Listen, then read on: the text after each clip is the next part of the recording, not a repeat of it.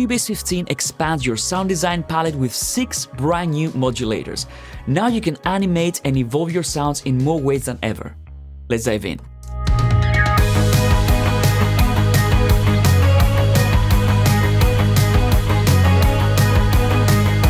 To begin with, let me show you the new modulator types that you can find in Cubase 15. So I'm going to go here in my lower zone and I'm going to go to the modulators tab. And as you can see, we have several new modulators. We have the random modulator, we have the attack decay modulator, we have the morph LFO modulator, the wavefold modulator, the crossfader, and the sample and hold modulator. So let's see what each one of these new modulators can do. And in order to show you this, I've created an example with a simple note in Retrolog to show you what you can do. Let's talk a little bit about the Wavefold LFO. So with the Wavefold LFO, we can have a sine wave and then we can start folding it like this. And this creates this shape. This is great if you want to create repeatable patterns and wavefold effects. So right here, the Wavefold LFO controls the cutoff of my filter, and I've added a little bit of distortion.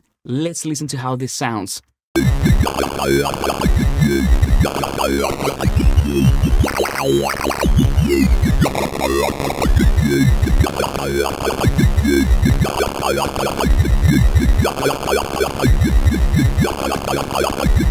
So as you can see, you can create many different effects. And of course, this is an example that creates this vowel effect in Retrolog, but you can use it in many other ways. Let's move on to the next modulator, and this is the random modulator. And the random modulator can have different models. So as you can see, I'm using Perlin here, but we have many other different types. So we have the random Bezier, we have the random lines, Lorentz, Rossler, and of course the random modulator allows you to create random effects. So you can randomize pretty much anything you want. One of my favorite ways to use it is by adding subtle modulation. Let's check an example with Retrolog that's quite drastic.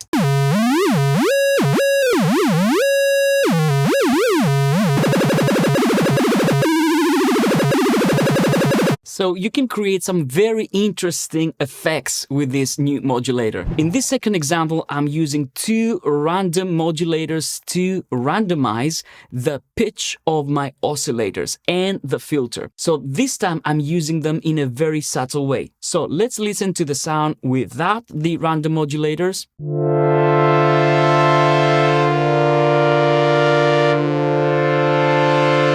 Pretty flat. Now let's go and add some depth to the modulators.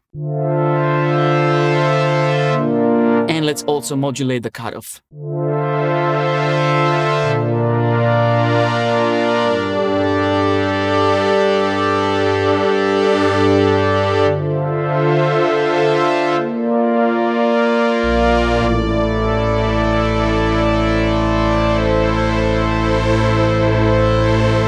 And you can see how the sound becomes more alive. It sounds more like an analog synthesizer because we have destabilized the pitch of the oscillators. Moving on, we have the attack decay modulator. This allows you to create attack decay patterns like what you see right here. Let me show you what you can do by automating the pitch and the filter in Retrolog. Let's change the curve.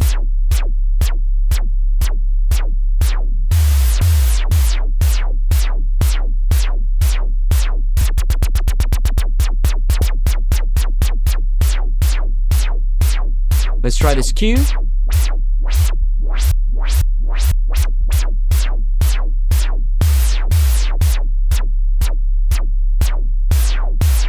And this, of course, syncs to the tempo of your project. So you can imagine you can automate volume, you can automate panning, you can do all these things with the attack and decay modulator. Next, we have the morph LFO modulator.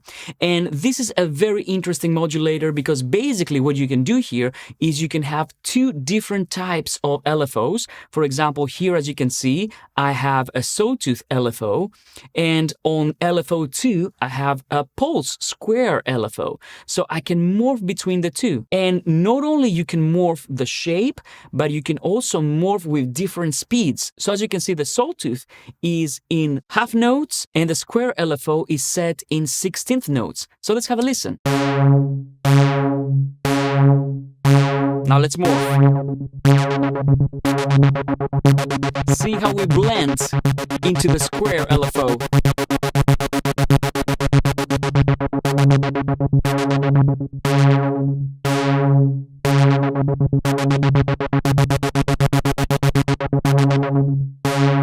And it goes without saying that you can control the morph slider with something like the macro knob.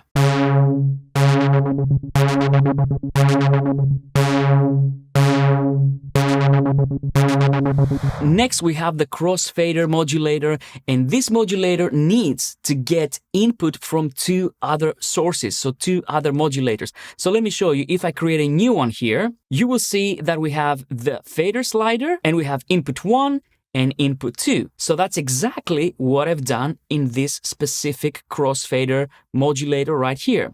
So my input 1 is the step modulator. In this case, input 2 is my Wavefold LFO. And now I can fade between the input of the two modulators like this.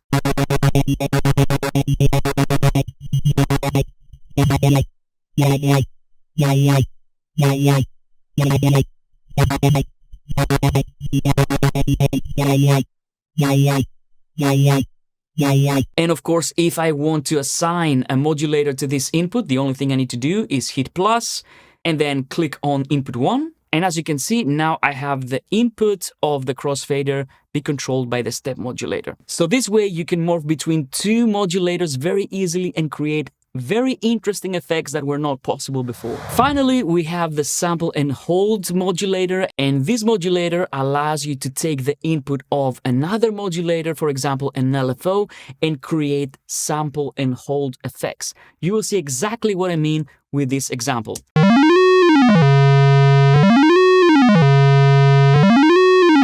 Or I can use the attack and decay modulator here.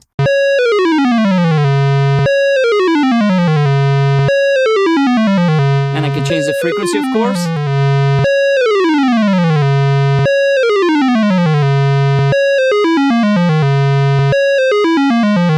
So you can create incredible random effects, and of course this is great for sound design and for creating sci-fi sounds. Really, your imagination is the only limit. I hope you have fun with the new modulators in Cubase 15, and I'll see you on the next video.